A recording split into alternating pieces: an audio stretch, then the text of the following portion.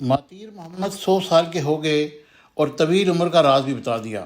Malaysia کے سابق وزیر اعظم اور عالمی شہرت یافتہ سیاستدان ماتیر محمد نے زندگی کے نشیب و فراز کے 100ویں سالگرہ منائی، اور ملیشیا کے سابق وزیر اعظم ماتیر محمد اب بھی ایک بھرپور اور متحرک زندگی بسر کر رہے ہیں اور سب کے لیے ایک مثال ہیں۔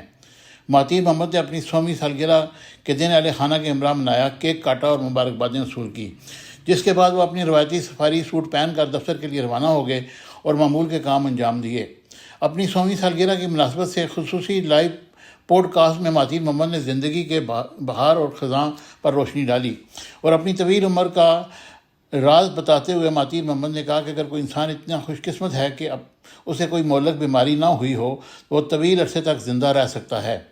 سابق وزیر اعظم لوگوں کو مشورہ دیا کہ صحت مند رہنے کے لیے کم کھائیں، تھوڑی بہت ورزش کریں، پڑھنا لکھنا جاری رکھیں، لوگوں سے بات چیت کریں، نتیجہ خیز مباحثوں کے ذریعے اپنے دماغ کو متحرک رکھیں۔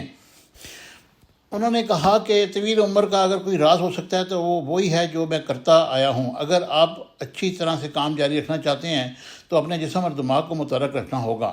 ماتیر محمد نے اپنی طویل عمر، اچھی صحت اور کامیابی کا کریڈٹ اپنی 98 ایئرز اہلیہ سیتی حسمہ کو دیا۔ انہوں نے کہا کہ میری بیوی میری ایک بہترین دوست ہے اور میری تمام تر سرگرمیوں میں میرا بھرپور ساتھ دیتی ہے۔ انہوں نے پوسٹ کارڈ میں فلسطینی عوام کے ساتھ اظہار یکجہتی بھی کیا۔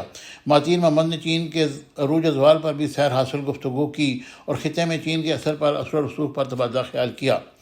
ماتیر محمد نے اپنی سالگرہ کے پوسٹ کارڈ کے بعد اپنے دفتر میں مزید خیرخواہوں سے ملاقات کی۔ ان کے معاون خصوصی یوسف نے بتایا کہ سابق ملیشین وزیر اعظم کی 100ویں سالگرہ کے موقع پر کسی شاندار جشن کا انعقاد نہیں کیا گیا، بس عملے نے ایک چھوٹا سا کیک کاٹا اور سالگرہ کی مبارکبادیں وصول کی۔